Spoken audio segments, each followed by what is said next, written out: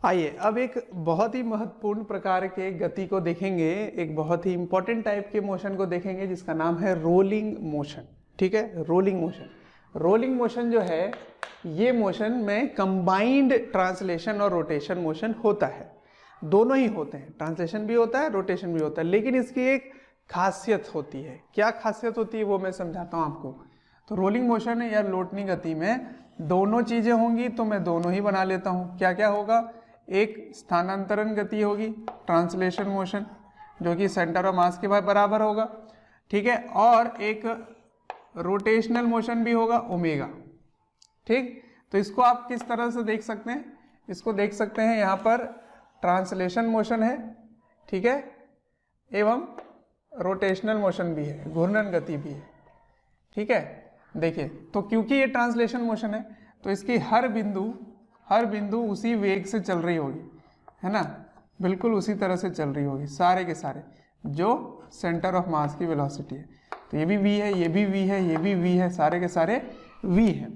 और क्योंकि ये रोटेशनल मोशन भी है तो ये केवल घूम रहा होगा, तो घूमने के कारण जो वेग होगी वो कैसे लिखते हैं, क्योंकि ये इस तरह से घूम रहा है ओमेगा से, तो इसकी वेलोसिटी होगी इधर ओमेगा आर, इसकी वेलोसिटी होगी इधर ओमेगा आर, इसकी वेलोसिटी होगी इधर ओमेगा आर, और इसकी वेलोसिटी होगी इधर ओमेगा आर।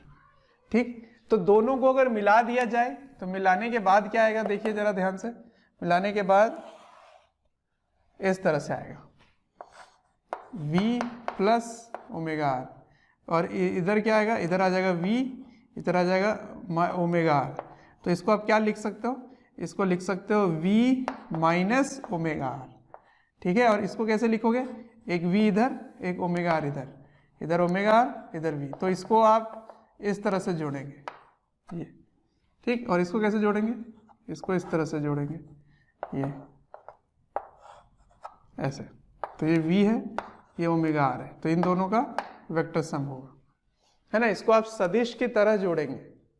ठीक, अच्छा, अब रोलिंग मोशन की खासियत क्या है, अगर नो स्लिपिंग लिखा जाए, rolling without slipping, no slipping, slipping नहीं है हो रहा है, ठीक है, फिसल नहीं रहा,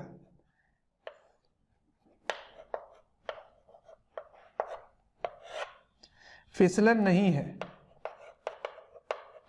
ठीक है, कौन नहीं फिसल रहा है, ये फिसल नहीं रहा है, किस पर नहीं फिसल रहा है, जिसके ऊपर वो रोल कर रहा है उस पर फिसल नहीं रहा है। तो यदि नहीं स्लिपिंग हो रही है, स्लिपिंग नहीं हो रही है, तो उसकी कंडीशन क्या होगी कि जो बिंदु फर्श से स्पर्श कर रहा है, टच कर रहा है, उस बिंदु का वेग समान होना चाहिए या सापेक्षिक वेग 0 होना चाहिए। ठीक है, तो इस बिंदु का वेग, इस पॉइंट का वेलोसिटी और इस पॉइंट का वेलोसिटी सेम होना चाहिए। तो मान लीजिए ये ऐसे किसी में है, ऐसे एक प्लेटफॉर्म में है, तो इसको आप 1 ले लीजिए, इसको 2 ले लीजिए, तो दोनों की वेलोसिटी सेम होनी चाहिए, तभी स्लिपिंग नहीं होगी। तो उसको क्या बोलेंगे, velocity of point of contact, velocity of point of contact should be same। या आप क्या बोलेंगे, relative velocity should be 0। ठीक है ना, इसका मतलब ऊपर वाले का वेलोसिटी और नीचे वाले का वेलोसिटी सेम होना चाहिए, तभी स्लिपिंग नहीं होगी। ठीक, तो अगर मैं इसको बोल देता कि इसकी वेलोसिटी v2 है, ठीक है, तो बताइए कंडीशन ऑफ नो स्लिपिंग क्या होगी, रोलिंग, उसको बोलेंगे रोलिंग विदाउट स्लिपिंग, ये बोलेंगे। ठीक है, इसका मतलब क्या हुआ, इसका मतलब हुआ कि ये लोटनी गति कर रहा है बिना फिसले हुए। ठीक, प्योर रोलिंग हो रही है, इसको प्योर रोलिंग भी बोलते हैं, प्योर रोलिंग। तो प्योर रोलिंग मतलब शुद्ध लोटनी गति। ठीक है, शुद्ध लोटनी गति का कंडीशन क्या होना चाहिए, कंडीशन इसके लिए क्या होगा, इसके लिए देखिए ध्यान से, तो इस बिंदु का वेग क्या है बच्चों, इस बिंदु का वेग, इस पॉइंट की वेलोसिटी क्या है, इस पॉइंट की वेलोसिटी है v माइनस ओमेगा आर, और जिसके ऊपर वो रोल कर रहा है, जिसके ऊपर वो रोल कर रहा है उसकी वेलोसिटी क्या है v2।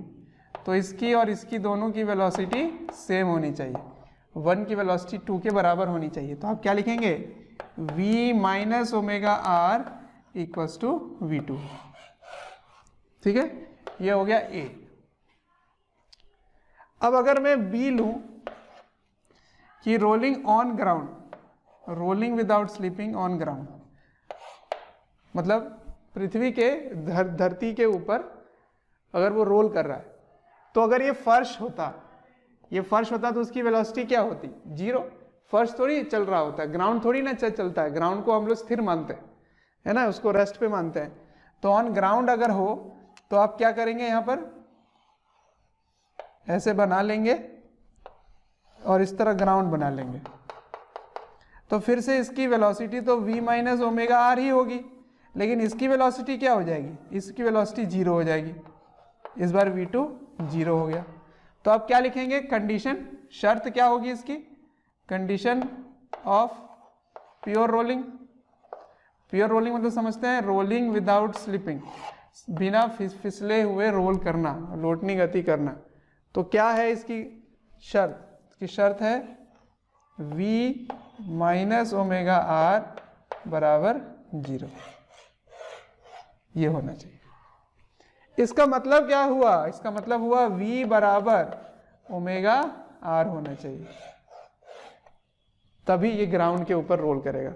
तो ग्राउंड के ऊपर रोल करने की शर्त यह है कि वेग का मान, जो वेलोसिटी है, ट्रांसलेशन वेलोसिटी और angular velocity, v equals to omega r होना चाहिए। ठीक है, क्या होने के लिए, ग्राउंड में, ग्राउंड के ऊपर रोलिंग विदाउट स्लिपिंग होने के लिए, बिना फिसले हुए रोल करने का कंडीशन क्या होना चाहिए, ये v इसके ओमेगा आर के बराबर होना चाहिए। ठीक है, और देखते हैं आगे एक और एग्जांपल, ये b मैंने लिया, c लेता हूं। तो आइए c देखते हैं। मैं एक और उदाहरण ले लेता हूं यहाँ पे, इस तरह से। ठीक है, ये इसके ऊपर भी है और नीचे भी है, यूं। ठीक है, इसकी वेलोसिटी v2 है, इसकी वेलोसिटी v1 है। ये खुद इधर जा रहा है v से और इधर घूम रहा है ओमेगा से। अब बताइए कंडीशन ऑफ रोलिंग क्या होगी, रोलिंग विदाउट स्लिपिंग की कंडीशन क्या होगी, शर्त क्या होगी, ये बताइए। तो इस बार पॉइंट ऑफ कांटेक्ट दो हैं, दो ऐसे पॉइंट हैं जो कांटेक्ट में है। स्पर्श में 2 बिंदु हैं, एक यहाँ पर स्पर्श हो रहा है और एक यहाँ पर स्पर्श हो रहा है, ये दोनों पॉइंट। ठीक है, अच्छा, तो अब बताइए इसकी वेलोसिटी क्या होगी, इसकी वेलोसिटी होगी v और इधर हो जाएगी ओमेगा आर, इधर ओमेगा आर, इधर v। अच्छा, इधर क्या हो जाएगा v और इधर क्या हो जाएगा ओमेगा आर, है ना। और इसकी वेलोसिटी क्या है v1 और इसकी वेलोसिटी क्या है v2। तो यहां से आप क्या लिखेंगे, यहां से लिखेंगे v minus omega r equals to v2, और इधर से क्या लिखेंगे v plus omega r equals to v1। तो दोनों ही शर्त इसको मंजूर कराना पड़ेगा, तभी होगा। ठीक है, तभी रोलिंग विदाउट स्लिपिंग होगी। तो हमेशा रोलिंग विदाउट स्लिपिंग का कंडीशन क्या होता है कि पॉइंट ऑफ कांटेक्ट जो है वो मूव नहीं करना चाहिए। मतलब अब आप ये जानकर आश्चर्य होगा आपको कि जब कार की पहिया चल रही होती है ग्राउंड के ऊपर, तो जो बिंदु फर्श को टच करता है वो चलता नहीं है, वो मूव नहीं करता। तो उस व्हील का वो पॉइंट जो ग्राउंड के कांटेक्ट में है वो रेस्ट पे होता है। ठीक है, तो वो इसलिए क्योंकि उसमें स्लिपिंग नहीं होती। अगर स्लिप करने लग जाए, कभी आप देखते हो कि चक्का ऐसे स्किड करता है, उस समय मूव करने लगता है। और अगर वो बिना स्लिप हुए रोल करे तो उस समय जो कांटेक्ट में है वो वाले बिंदु की वेलोसिटी सेम होती है, और ग्राउंड के ऊपर होगी तो वेलोसिटी 0 होगी। तो देखिए ये वाला v minus omega r equals to 0 लिखा हुआ है, तो मतलब v बराबर ओमेगा आर होगा। ठीक है, तो ये कुछ इंट्रोडक्टरी पार्ट है और कंडीशन या जो शर्त है वो आपको पता होना चाहिए कि लोटनी गति, शुद्ध लोटनी गति का शर्त क्या होता है। तो लोटनी गति का शर्त पता चल गया हमें। ठीक है, तो मैं अभी शुरुआत में मैक्सिमम इसी की बातें करूंगा। ठीक है, ग्राउंड के ऊपर रोल करने की बातें होंगी। इसका मतलब V बराबर ओमेगा आर हमेशा मंजूर होगा, पर ये हमेशा नहीं होता है। ये ध्यान रखना कि क्या नीचे वाला जो फर्श है क्या वो चल रहा है या नहीं चल रहा है, वो आपको पता होना चाहिए। अगर नीचे वाला चल रहा है तो फिर ये वाली शर्त मंजूर होगी, V माइनस ओमेगा आर बराबर V2 होगा। यदि दोनों ही चीजें टच कर रही हैं तो फिर यहां से भी एक कंडीशन निकलेगा और यहां से भी एक कंडीशन निकलेगा। ठीक है, तो इसका आपको ध्यान रखना है। ठीक है, तो आइए रोलिंग ऑन ग्राउंड। तो अब मैं ग्राउंड के ऊपर इसको रोल कराऊंगा, तो इसकी अपनी वेलोसिटी है इधर v और इधर ओमेगा। ठीक है, तो इसको ग्राउंड के ऊपर ले चलते हैं, ग्राउंड के ऊपर। ठीक है, अब सुनो, अब आपको ये बात पता चल गई है कि रोलिंग ऑन ग्राउंड के लिए अगर v equals to omega r होगा, है ना, if v equals to omega r then it is pure rolling, then pure rolling, है ना, शुद्ध लोटनी गति होगी। ठीक है, लेकिन ऐसा भी तो हो सकता है कि ये बराबर नहीं है। तो बराबर नहीं है तो v का मान या तो बड़ा होगा या छोटा होगा, तो मैं बड़ा वाला ले लेता हूं। तो यदि v का मान ओमेगा आर से बड़ा है, इसका मतलब आगे बढ़ने का इसका जो रेट है वो ज़्यादा होगी, सिवाय पीछे घूमने के या पीछे जाने के। ठीक है, तो ये v है और इधर ओमेगा आर है। तो यदि इसका मान इससे ज़्यादा है तो फॉरवर्ड स्लिपिंग होगी, आगे की तरफ वो स्लिप करेगा, फॉरवर्ड स्लिपिंग। ठीक है, तो आगे की ओर स्लिप करेगा। प्योर रोलिंग मतलब विदाउट स्लिपिंग, इसमें फिसलन नहीं हो रही है, वो फिसल नहीं रहा है। यदि वो फिसल नहीं रहा है तो v का मान हमेशा ओमेगा आर के बराबर रहेगा। यदि ग्राउंड के ऊपर है तो ग्राउंड के ऊपर होना जरूरी है। किसी प्लेटफॉर्म के ऊपर है, किसी प्लैंक के ऊपर है, तो प्लैंक की जो वेग होगी वो भी आ जाएगी।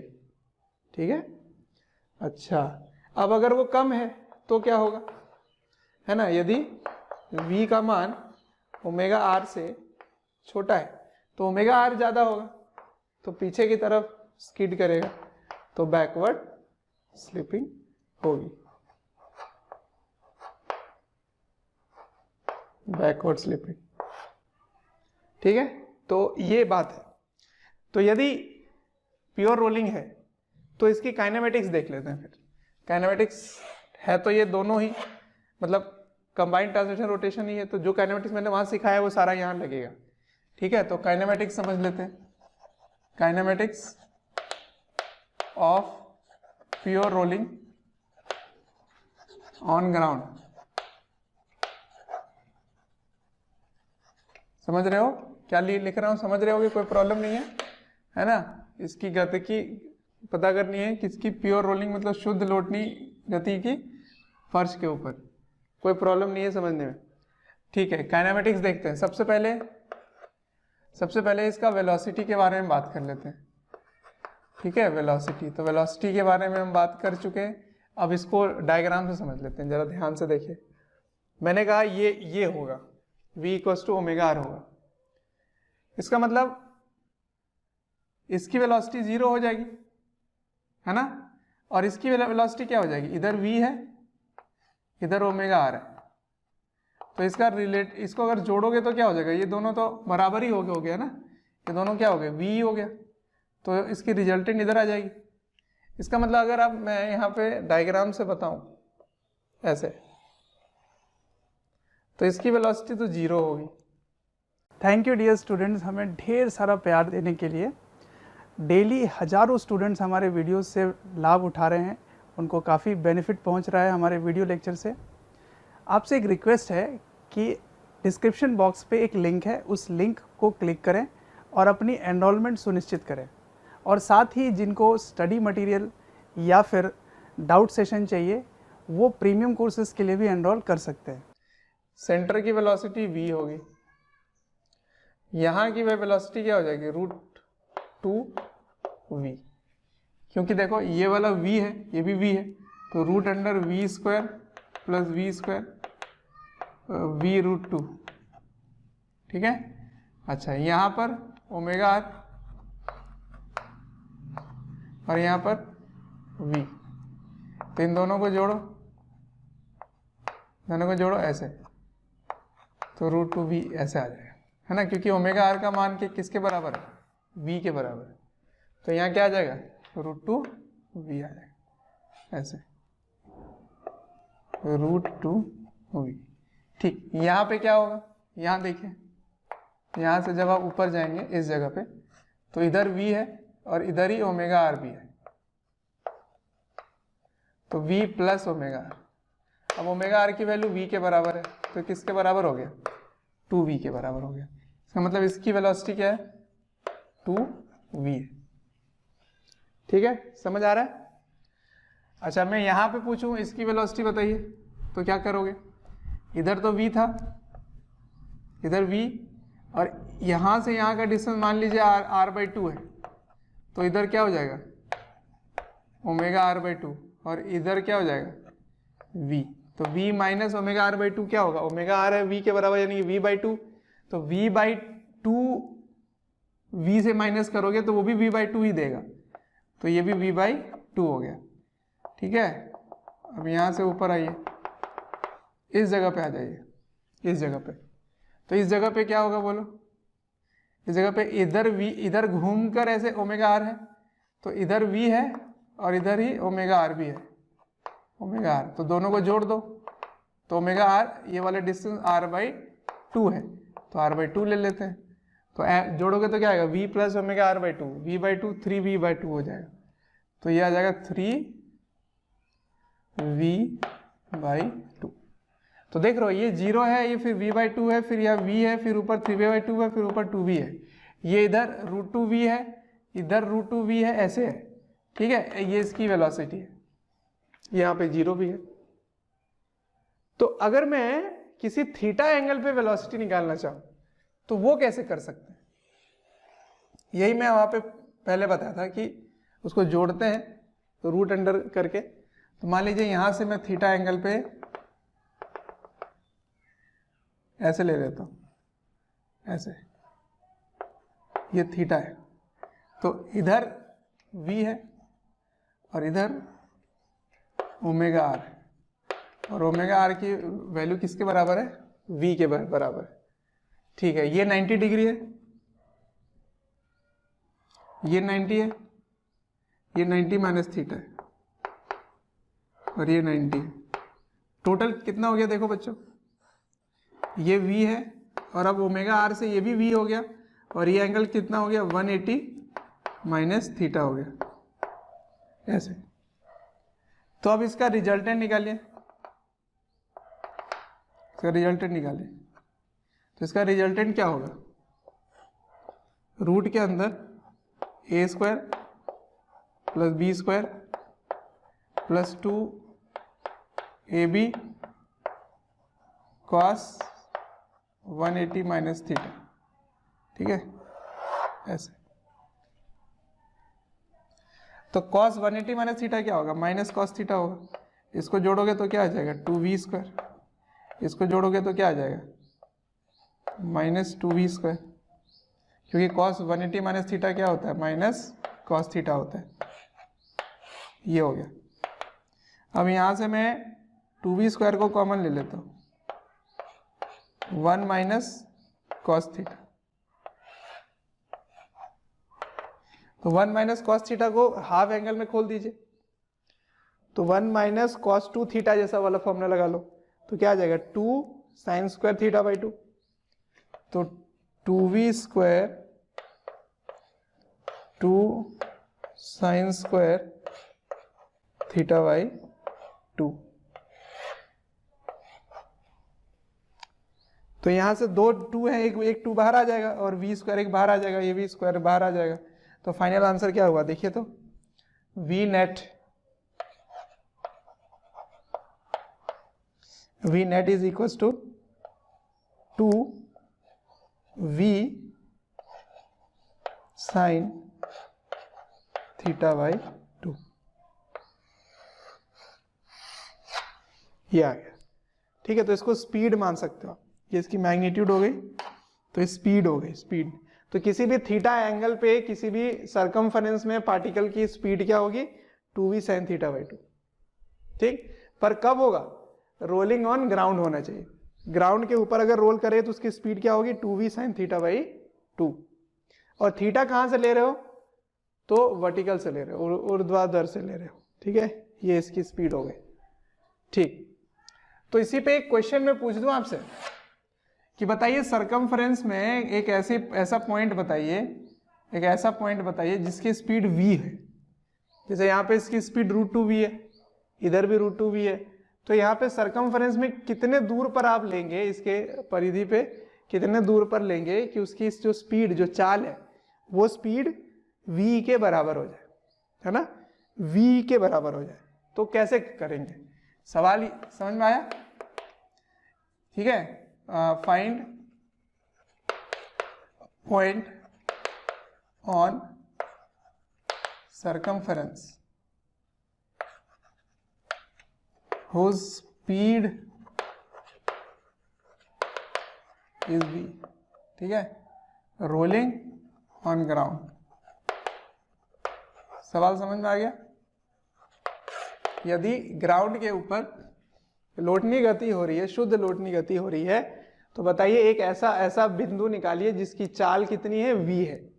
तो आपको चाल का रिजल्टेंट तो पता ही है, तो कितना आसान हो जाएगा देखना। इसको कैसे सॉल्व करें, v नेट बराबर 2v साइन थीटा बाई 2। ठीक, तो इसका मान क्या दिया हुआ है, v दिया हुआ है, इसका मान क्या है, v।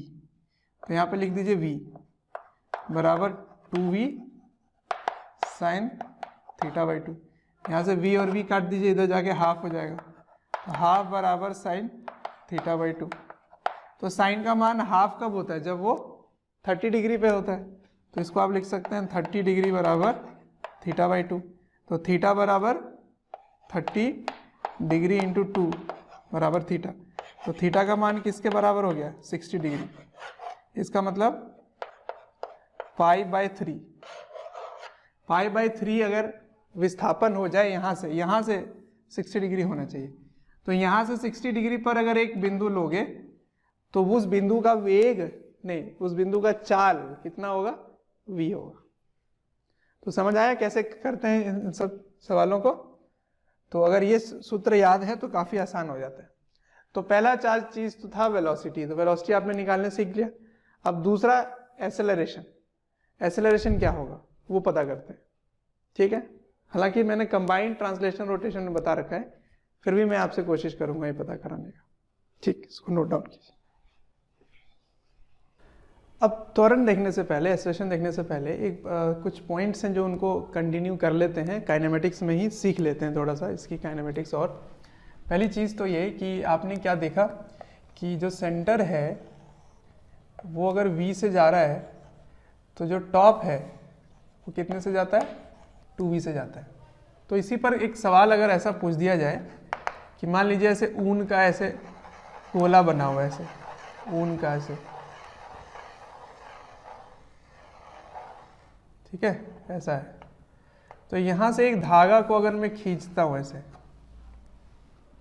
और ये धागा अगर यहाँ से यहाँ तक के बीच की जो दूरी है वो मान लीजिए, ये धागा की लंबाई L मान लीजिए, L दूरी उसने तय की है। तो बताइए इसकी जो सेंटर है, इसका जो केंद्र है, सेंटर केंद्र, वो कितनी डिस्टेंस कवर करेगी। तो ऊन का अगर ऊपर वाला हिस्सा को अगर आप खींचें और ये दिया जाए कि ये रोल करता है ग्राउंड के ऊपर, ठीक है, रोल कर रहा है ग्राउंड के ऊपर, तो ये डिस्टेंस को आप क्या मानेंगे, अगर ये L है तो ये डिस्टेंस L/2 कवर करेगा। ठीक है, क्योंकि ये 2v है तो ये v कवर कर रहा है, तो ये L है तो ये L/2 करेगा, इसका डबल डिस्टेंस भी करेगा। ठीक है, अच्छा, नेक्स्ट चीज़ जो आपको सीखना है वो ये कि उसी रोलिंग पर ये जो एक बिंदु है सरकमफ्रेंस पे जो एक पॉइंट है, ये किस तरह मूव करेगा वो समझते हैं। देखिए मैंने इसको आगे बना दिया ऐसे, तो कुछ समय बाद ये यहाँ होगा, उसके बाद फिर ये यहाँ होगा ऐसे। तो देखिए ये वाला पॉइंट यहाँ से यहाँ पहुँचा, फिर यहाँ से यहाँ पहुँचा, फिर यहाँ से यहाँ पे पहुँचा होगा यहाँ पर, और फिर वो यहाँ पे पहुँच जाएगा। तो अगर इसके पाथ को कनेक्ट कीजिए, मैंने ऐसे सेंटर ऑफ मास में भी बताया था ये, तो देख रहे हो ये ऐसे टेढ़ा सा कॉम्प्लेक्स सिचुएशन आपको दिखेगा। तो रोलिंग में कुछ ऐसा दिखेगा, ऐसा। तो इसकी जो पथ है, इसकी जो पाथ है, ये जो पॉइंट है यहाँ वाला, इस बिंदु का पथ किस प्रकार होगी, उस पथ को क्या बोलेंगे? तो इस पथ का नाम होता है साइक्लॉइड, ठीक है। तो ट्राइजेक्ट्री जो है, ट्राइजेक्ट्री मतलब trajectory of point on circumference is cycloid.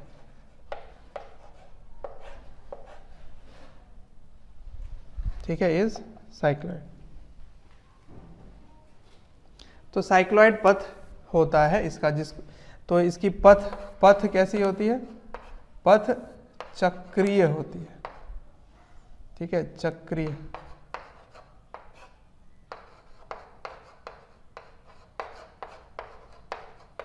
पथ का नाम क्या होता है? चक्रीय। तो ये साइक्लॉइड में इक्वेशन भी निकाल के देख लेते हैं। और एक चक्कर जब ये लगा लेता है, यहां से घूमकर जब ये यहीं आ जाता है, तो ये जो बिंदु है ये कितनी दूरी तय करेगा, ये दूरी भी आपको ज्ञात करना है। यहाँ से यहाँ तक की दूरी ज्ञात कीजिए, ये वाली दूरी क्या होगी, ठीक है। अच्छा, सेंटर कितना डिस्टेंस कवर करेगा? ये केंद्र कितना डिस्टेंस कवर कर रहा है एक चक्कर में? जब यहाँ पहुँच जाता है तो एक चक्कर में केंद्र ने कितनी दूरी तय की? वही ये वाला होगा। और ये जो येलो लाइन है, ये वाली दूरी क्या है ये बताइए। तो दोनों दूरी मैं आपको कैलकुलेट करके दिखाऊंगा, ठीक है। तो उसको करते हैं। सबसे पहले पथ का नाम क्या है? चक्रीय है, साइक्लॉइड है। साइक्लॉइड पाथ होता है, किसका होता है? एक बिंदु जो सरकमफरेंस में है और वो रोल कर रहा है ग्राउंड के ऊपर। तो रोलिंग विदाउट स्लिपिंग होना चाहिए और ग्राउंड के ऊपर होना चाहिए। तो ऐसे पथ का जो ट्राइजेक्ट्री है वो साइक्लॉइड होगी, पथ उसकी चक्रीय होगी, ठीक है। चलिए अब मैं आपको कैलकुलेट करके दिखाता हूँ कि दूरी कितनी तय कर रहा है ये, है ना। उसके बाद फिर बाद में पढ़ेंगे एक्सेलरेटेड मोशन, एक्सेलरेशन का त्वरण इसमें कैसे होगा। तो अभी तक त्वरण नहीं है, अभी तक जो चाल है वो नियत है, ठीक है। तब आपको ज्ञात करना है ये दूरी, ये वाली कितनी है और केंद्र ने कितनी दूरी तय की एक चक्कर में, एक जब चक्कर लगा लेता है तो, ठीक। तो आइए दूरी तय करते हैं। तो सबसे पहले सवाल जो है वो क्या है कि यहाँ पर रोलिंग हो रहा है, किस में हो रहा है? तो ग्राउंड के ऊपर हो रहा है, rolling on ground without slipping हो रहा है। और ये इसका v है और ये इसका ओमेगा है, ठीक है।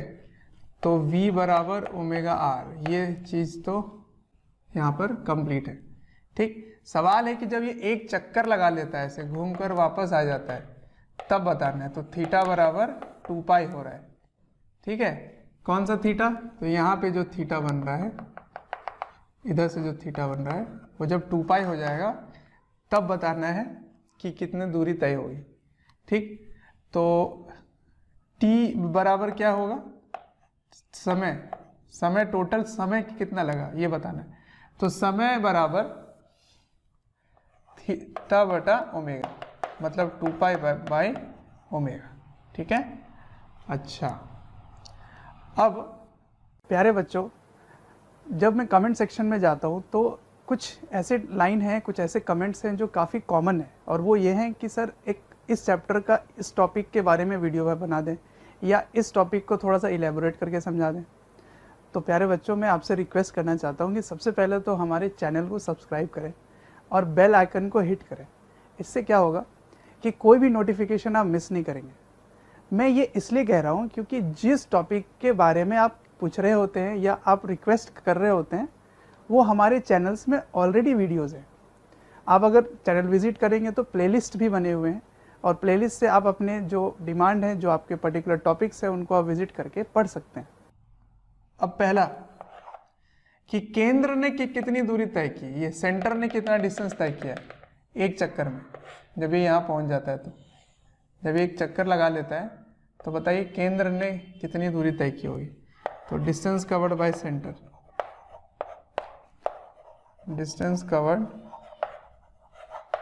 बाय सेंटर, केंद्र द्वारा तय की गई दूरी। ठीक, तो वो कैसे लिखेंगे? तो केंद्र की दूरी को समय से गुणा कर दीजिए। तो केंद्र की दूरी समय से, तो v बराबर क्या है? ओमेगा आर, या v को ऐसे ही छोड़ दो v, और समय को यहाँ से लिख दो। तो समय हो गया 2 पाई बाई ओमेगा। अब यहाँ से देखिए v बाई ओमेगा किसके बराबर है? v बाई ओमेगा आर के बराबर है। तो v बाई ओमेगा किसके बराबर है? आर। तो दूरी कितना तय हुआ? 2 पाई आर। ये हो गया इसका दूरी। तो s बराबर 2 पाई आर, ये दूरी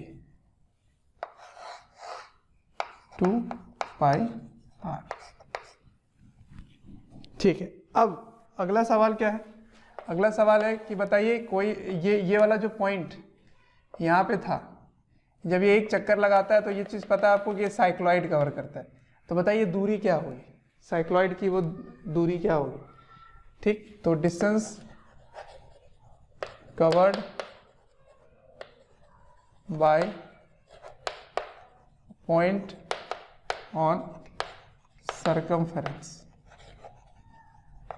ठीक है, इन 1 रेवोल्यूशन। एक कंप्लीट चक्कर में, एक चक्कर जब ये लगा लेता है तब बताना है कितनी दूरी तय करेगा। तो देखिए मैंने आपको v नेट का मान लिख के बताया था, क्या होता है? 2v sign theta by 2।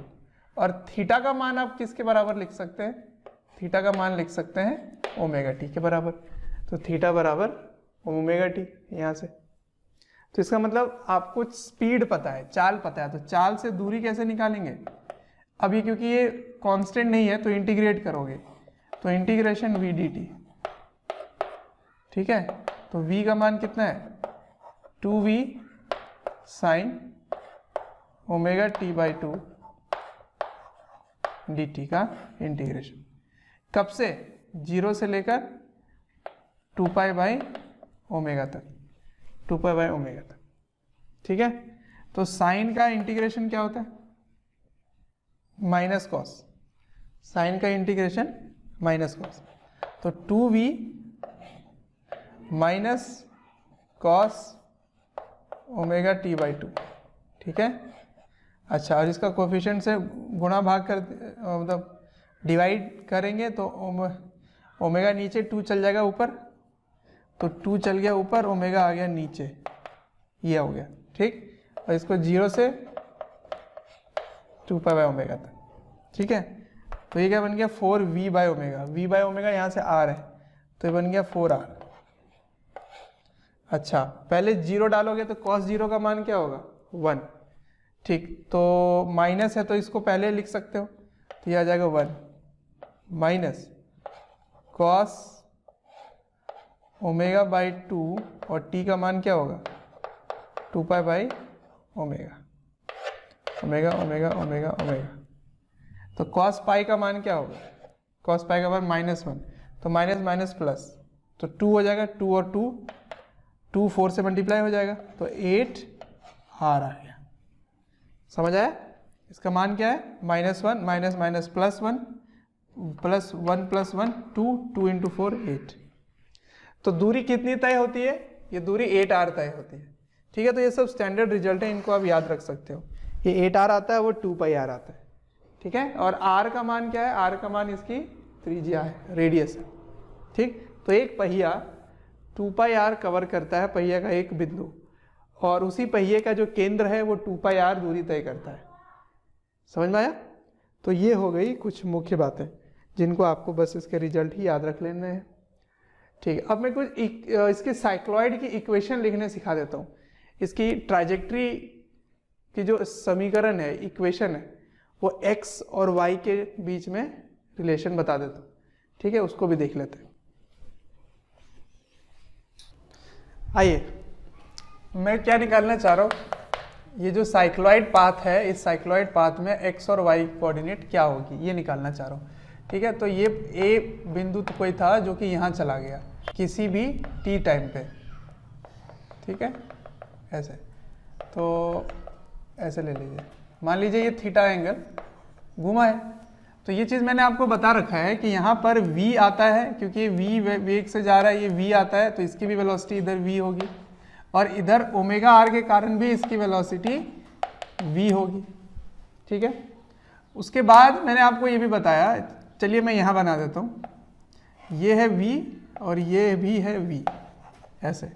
ठीक है, अच्छा, तो ये वाला एंगल क्या होगा बच्चों, ये बताओ, ये एंगल थीटा होगा, थीटा होगा। ठीक है ना, ये एंगल थीटा होगा। तो मैं अगर इसकी नेट वेलोसिटी लिखूं तो इधर क्या आ जाएगा, v cos थीटा, और इधर क्या आ जाएगा, इधर आ जाएगा v sin थीटा। ठीक है, अब सुनो, x डायरेक्शन में नेट वेलोसिटी क्या हो जाएगी, x डायरेक्शन में net velocity v minus v cos theta, और y डायरेक्शन में नेट वेलोसिटी क्या हो जाएगी, v sin थीटा। ठीक है, तो इसमें से v कॉमन ले लीजिए, तो 1 माइनस कॉस थीटा की जगह ओमेगा टी रख दीजिए, और यहाँ भी क्या हो जाएगा, v sin थीटा की जगह ओमेगा टी। तो x डायरेक्शन की वेलोसिटी y डायरेक्शन की वेलोसिटी मिल गई। तो x कोऑर्डिनेट और y कोऑर्डिनेट आप निकाल सकते हैं। कैसे? इसको क्या लिखोगे, इसको लिखोगे dx बाई dt, और इसको क्या लिखोगे, dy बाई dt। ठीक है, अब सुनिए, यहां से dx इज इक्वल टू क्या होगा, dt इधर भेज दीजिए, तो ये हो जाएगा v dt, है ना, क्योंकि इसकी स्पीड में कोई बदलाव नहीं है, ये कांस्टेंट है, तो ये कांस्टेंट है, t टाइम के साथ ये बाहर आ जाएगा, इसको ऐसे इंटीग्रेट करेंगे, माइनस एक v इसके साथ भी गुना हो जाएगा, तो v cos omega t dt। ठीक है, इसको इंटीग्रेट करेंगे कहाँ से, 0 से t टाइम पे, कोई भी t टाइम पे आपको इसकी कोऑर्डिनेट पता करनी है। तो ये हो जाएगा x equals to v t minus cos का इंटीग्रेशन क्या होगा बच्चों, प्लस साइन, है ना, कॉस का इंटीग्रेशन प्लस साइन, तो v बाई ओमेगा हो जाएगा, ओमेगा डिवाइड हो जाएगा, और ये हो जाएगा साइन ओमेगा टी। ठीक है, और इसकी लिमिट आप रख दोगे 0 से t, तो यही आ जाएगा। आया समझ? तो यहाँ से आप v कॉमन ले सकते हैं, v कॉमन लेंगे तो क्या आ जाएगा answer, t minus sign omega T by omega, ये आ जाएगा x कोऑर्डिनेट। ठीक है, तो t की वैल्यू डालेंगे आप, क्योंकि v और ओमेगा तो कांस्टेंट ही रहने वाला है, अनएक्सेलरेटेड मोशन है, v कांस्टेंट है। अब y के लिए क्या करेंगे, y बिल्कुल आसान है, देखो कैसे निकलेगा, तो dy is equals to v sine omega t dt। ठीक है, इसको इंटीग्रेट करेंगे, v बाहर आएगा 0 से t, ये 0 से y। ठीक है, ये आ जाएगा y इक्वल्स टू साइन का इंटीग्रेशन क्या होता है, माइनस कॉस होता है, तो v minus cos omega T 0 से t। ठीक, ओमेगा से डिवाइड हो जाएगा, और ये माइनस है तो ये पहले ही इसको रख लो, तो 1 माइनस कॉस ओमेगा टी। ठीक है, ये y हो गया, तो y कोऑर्डिनेट ऐसे लिखोगे, x कोऑर्डिनेट ऐसे लिखोगे। तो v बाय ओमेगा को रिप्लेस कर सकते हैं आप, क्योंकि v equals to omega r है, तो यहाँ पे r लिखा जा सकता है। सही है, तो इसकी वैल्यू ऐसे भी लिख सकते हो r 1 minus cos omega T, और यहाँ कैसे लिखोगे, ओमेगा टी से मल्टीप्लाई कर दीजिए और ओमेगा को बाहर निकाल दीजिए, तो ये आ जाएगा r omega T minus sign omega T. ठीक है, ऐसे भी लिख सकते हैं। तो x कोऑर्डिनेट ऐसे निकलेगा, y कोऑर्डिनेट ऐसे निकलेगा, और इसको अगर सॉल्व करोगे x और y में, टाइम अगर एलिमिनेट करना चाहो, टाइम को हटा के x और y के बीच में, तो साइक्लॉइड की इक्वेशन आएगी। ऑल्दो हमें इक्वेशन एग्जैक्टली पता करने की जरूरत नहीं है, लेकिन x और y के बीच में आप रिलेशन निकाल सकते हैं। ठीक है, तो ये हो गया साइक्लॉइड में किसी भी पॉइंट में कोऑर्डिनेट कैसे निकालते हैं। ठीक है, किसी भी t समय में, सरकमफ्रेंस में लेकिन निकलेगा ये, सरकमफ्रेंस में किसी भी पॉइंट में वेलोसिटी, इसकी कोऑर्डिनेट क्या होगी, तो ये ऊपर कितना गया है ना, और ये इधर कितना आया, ये सारा कोऑर्डिनेट आप निकाल सकते हैं जब ये आगे बढ़ेगा। तो ये कुछ मैथमेटिक्स है। ठीक, अब हम लोग अगला टॉपिक शुरू करेंगे जिसमें एक्सेलरेशन के बारे में बात होगी, और एक्सेलरेटेड रोलिंग मोशन को कैसे हैंडल करेंगे। ठीक है, तो अब त्वरित लोटनी गति देखेंगे, मतलब अब एक्सेलरेटेड मोशन होने वाला है। अभी तक v कांस्टेंट था, ओमेगा कांस्टेंट था, पर अब v भी बढ़ेगा, ओमेगा भी बढ़ सकता है। तो अब रोलिंग मोशन होने की क्या कंडीशन होगी, क्या शर्त होगी कि लोटनी गति अब हो सके। तो उसके लिए मैं आपको ये चित्र बना के दिखा देता हूँ आपको। देखिए, पहले क्या था हमारे पास, पहले क्या था, पहले था कि सेंटर ऑफ मास यहाँ v से जा रहा था और ये ओमेगा से ऐसे घूम रहा था। ठीक है, इस तरह से। अच्छा ठीक है, तो इधर की वेलोसिटी v थी और इधर की वेलोसिटी ओमेगा r हुआ करती थी। ठीक है, ये बात भी। तो उसके बाद हमने क्या सीखा कि अगर प्योर रोलिंग होना है, मतलब रोलिंग विदाउट स्लिपिंग, बिना फिसले, अगर किसी भी सतह पर इसको लोटनी गति करनी है, रोलिंग मोशन करना है, तो कंडीशन क्या होना चाहिए, इसकी वेग जो है वो जीरो होना चाहिए। ये वाला पॉइंट ऑफ कांटेक्ट की वेलोसिटी जीरो होनी चाहिए, अर्थात v minus omega r equals to zero, तो v बराबर ओमेगा आर। ये कंडीशन हमने पहले पढ़ रखा था, और यही कंडीशन होता है ताकि ये स्लिप ना करे, है ना, फिसले नहीं। तो ये जो पॉइंट है, इसकी वेलोसिटी जीरो तो है, पर इसकी एक्सेलरेशन जीरो नहीं है, इसका ध्यान रखना।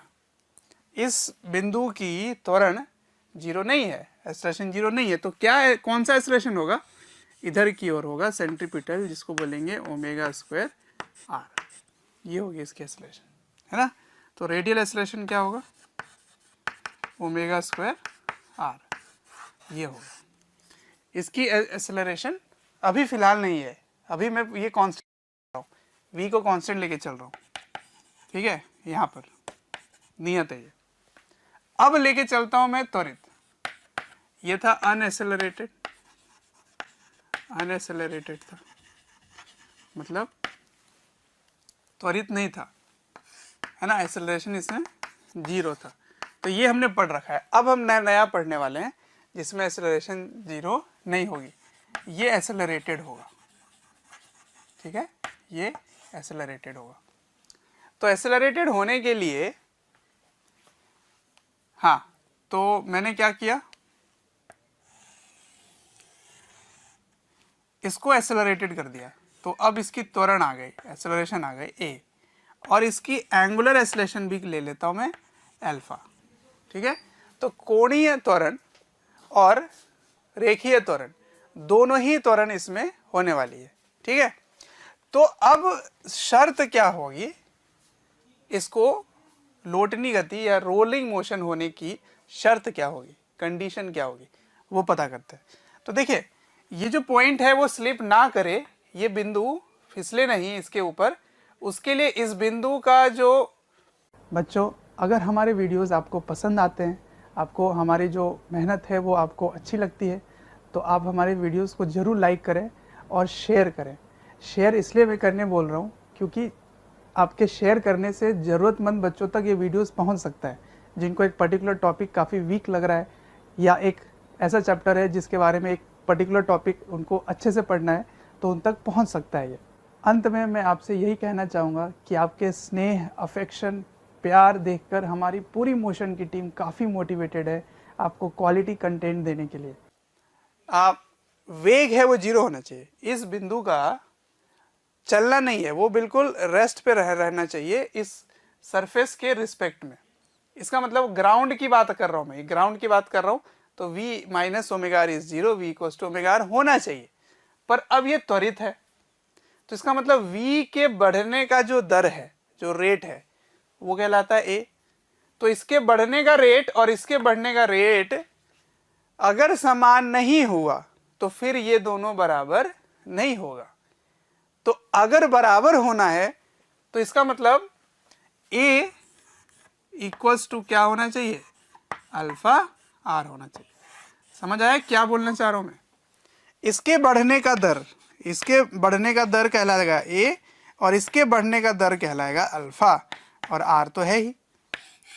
तो ये होगा इसकी बात, ठीक है। इसमें मैंने कैपिटल R लिया इस बार। तो ये शर्त है condition of rolling. This is the condition of rolling. किसकी कंडीशन है? किसकी कंडीशन है? शर्त है, शर्त लोटनी गति का, लोटनी गति के क्या होना चाहिए, a इक्वल टू अल्फा। किस में होना चाहिए? Condition of rolling on ground. अब मैं ग्राउंड ही पढ़ा रहा हूं आपको तब से। अगर ये ग्राउंड नहीं है, ठीक है, यदि ये इस तरह से है, एक प्लैंक के ऊपर है और प्लैंक इधर A1 से जा रहा है, ये खुद इधर A से जा रहा है और इसमें अल्फा है, ठीक है, तो इन दोनों पॉइंट का एक्सेलरेशन बराबर होना चाहिए। तो इस पॉइंट का एक्सेलरेशन क्या होगा? इस पॉइंट का एक्सेलरेशन इधर होगा a, इस पॉइंट का एक्सेलरेशन इधर क्या होगा, अल्फा आर। तो a minus alpha r equals to a1 होगा, ठीक है। ये शर्त होगी एक्सेलरेशन की। यदि किसी त्वरित प्लैंक के ऊपर ये खुद त्वरण में हो तो a minus alpha r equals to a1 होगा।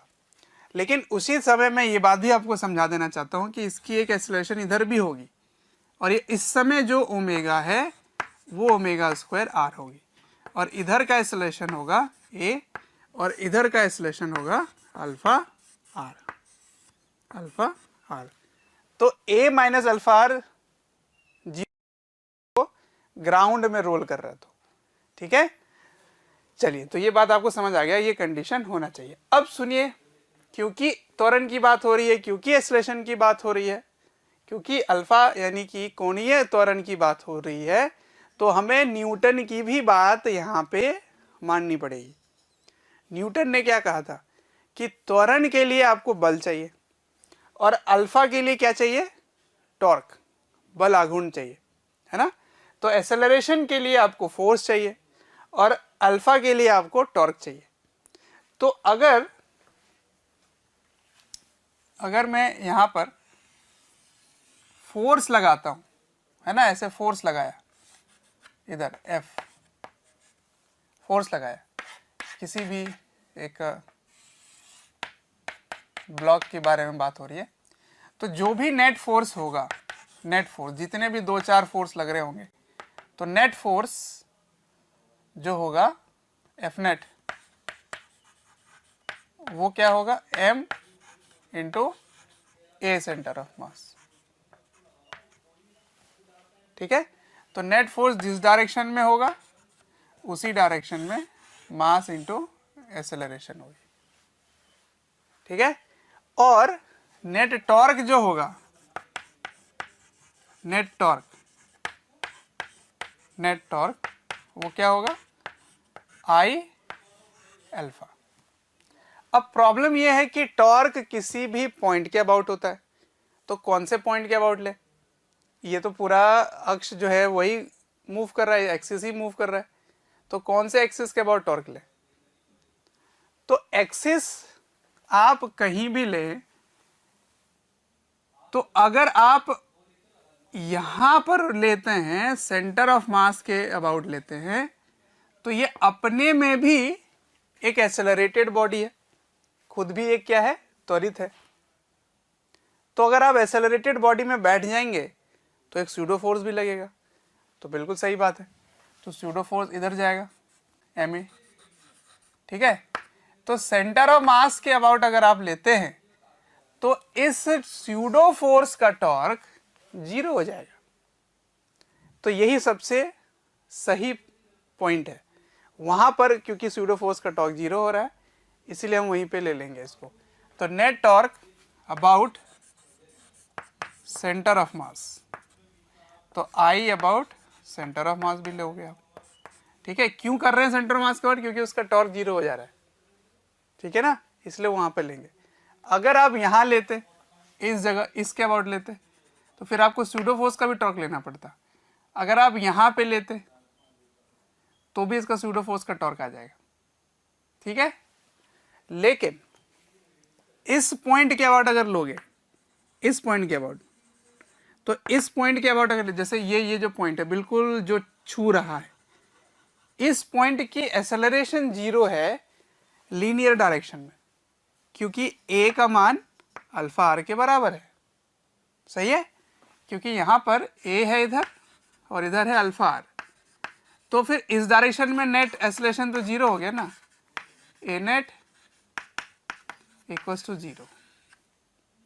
तो केवल एक ही एक्सेलरेशन रहेगा, वो है ओमेगा स्क्वायर r।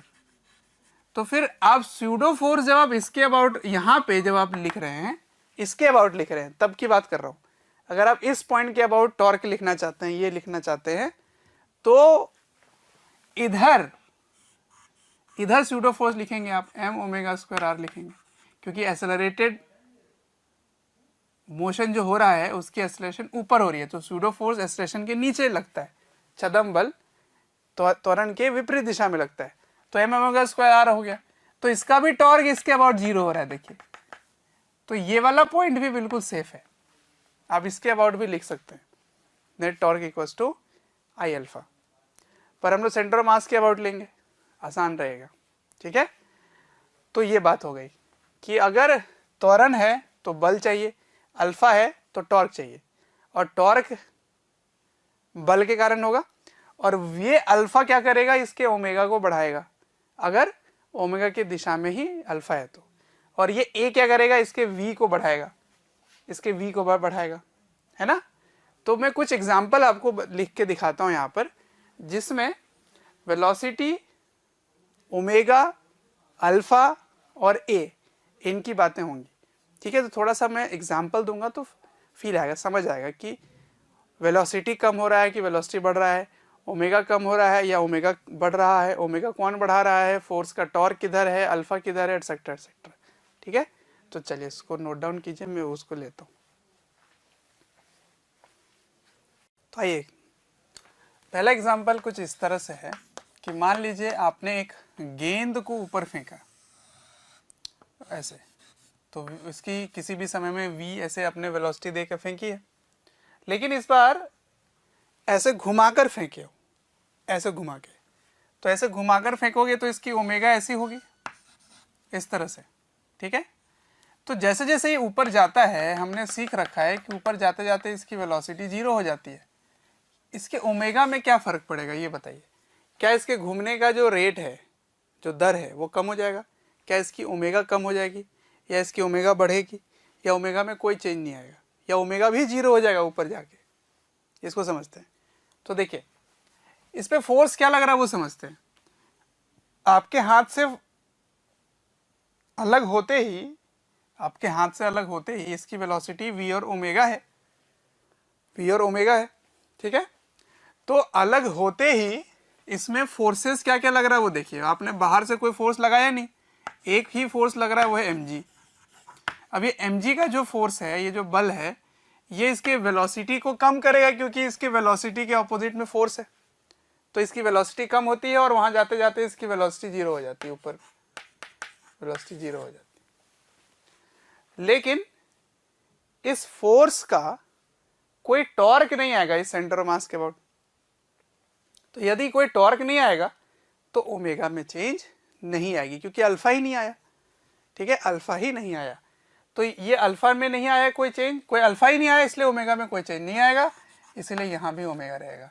तो ऊपर में भी वो घूमता ही रहेगा, ऐसे ऐसे घूमता ही रहेगा। तो कभी भी घुमा के अगर आप गेंद फेंकते हैं तो ऐसे ऐसे घूमते घूमते ऊपर जाता है और घूमता ही रहता है थोड़ी देर, फिर वो नीचे आता है ऐसे, और ओमेगा में कोई चेंज नहीं आता है।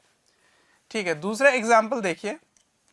दूसरे उदाहरण में मान लीजिए यहाँ पर एक दीवार है और कहीं भी फ्रिक्शन नहीं है, कहीं भी घर्षण नहीं है, घर्षण गुणांक 0 है, कहीं भी घर्षण नहीं है।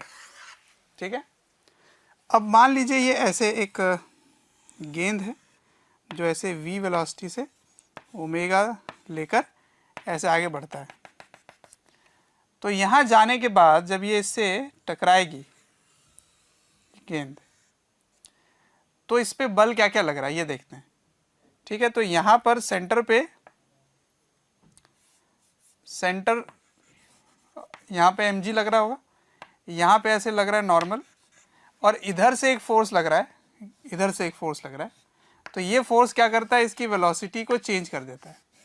अब ये v इधर हो गया, मान लीजिए e = 1 है, तो e 1 होगा तो v हो गया, और अगर e कुछ और होगा तो e × v होता है, हमने सीख रखा है इसके पहले वाले चैप्टर में। और अगर आप भूल गए हो तो मेरे पुराने वीडियोस देख सकते हो। सेंटर ऑफ मास, द्रव्यमान केंद्र जो था, उसमें मैंने कोलिजन पढ़ाया था, तो फर्श से जो कोलिजन होता है उस पर यह सिखाया था मैंने। ठीक है, तो इसकी वेलोसिटी चेंज हो जाएगी, लेकिन इसकी ओमेगा पहले इस प्रकार से थी, तो क्या अभी कोई टॉर्क आएगा? तो सेंटर ऑफ मास के अबाउट अगर आप देखें तो mg यहीं से पास हो रहा है, इसका कोई टॉर्क नहीं आया, नॉर्मल का टॉर्क नहीं आया, और अब इस वाले फोर्स का भी कोई टॉर्क नहीं आएगा, इसको n' लिख देते हैं, इस वाले फोर्स का भी कोई टॉर्क नहीं आएगा। तो अगर इसका भी टॉर्क नहीं आया, इसका भी टॉर्क नहीं, इसका भी टॉर्क नहीं, तो इसके ओमेगा में कोई परिवर्तन नहीं आएगी, ओमेगा अभी भी रहेगी। तो जब ये टकरा के इधर जाएगा ना, उस समय इसकी वेलोसिटी ऐसे, लेकिन इसकी ओमेगा ऐसी रहेगी, ओमेगा में कोई परिवर्तन नहीं होगा। तो ये छोटी छोटी बातें हैं जो आगे बहुत इंपॉर्टेंट रोल प्ले करेगी। ठीक, तीसरे पे आते हैं।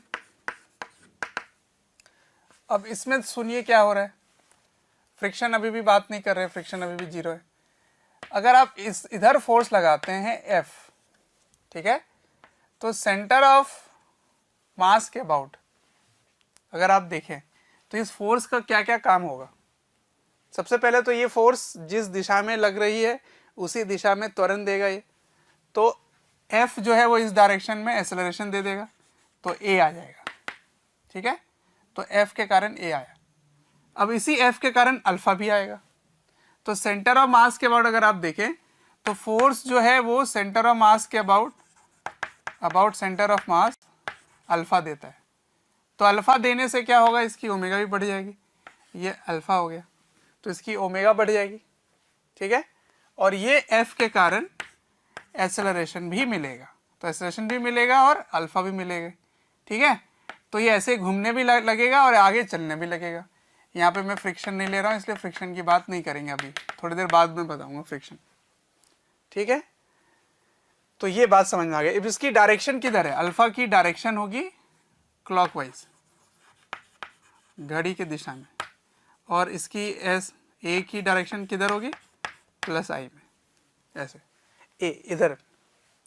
लेकिन यही फोर्स यदि नीचे लगे ऐसे, है ना, नीचे की ओर लगे F,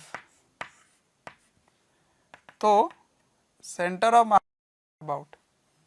मास के अबाउट इसकी अल्फा किधर हो जाएगी, ऐसे हो जाएगी, है ना, क्योंकि इसके ऐसे घुमाएगा ये, तो इस बार घड़ी के विपरीत दिशा में अल्फा आएगा, और एक्सेलरेशन जिधर F है उधर आएगा ऐसे A। ठीक है, मान लेते हैं इसकी एक ही फोर्स है इधर, तो फोर्स लग रहा है, यहाँ पे फोर्स लग रहा है। अब आपको क्या देखना है यहाँ से, हमने ये चीज़ देख लिया बार बार कि ये जो फोर्स है इसको एक्सेलरेट कर रहा है इधर, लेकिन इसका torque alpha anti clockwise direction में देता है। ठीक है, अच्छा, तो यहाँ से हमने क्या सीखा कि फोर्स देखकर, केवल एक ही फोर्स है, मैंने एक ही फोर्स लगाया, हो सकता है 2-4 फोर्स हो, तो सभी का टॉर्क फिर आपको देखना पड़ेगा। पर मैं एक ही फोर्स लगाकर मैं आपको दिखा रहा हूँ कि ये फोर्स इसको एक्सेलरेशन दे रहा है इधर, और यही फोर्स सेंटर ऑफ मास के अबाउट अल्फा किधर दे रहा है, एंटी क्लॉकवाइज में। ठीक है, तो F जो है about centre of mass alpha दे रहा है किधर, एंटी क्लॉकवाइज, एंटी क्लॉकवाइज। ठीक है, और ए किधर है, इधर प्लस आई इधर है। ठीक है, तो ऐसे इस चीज को सॉल्व करते हैं।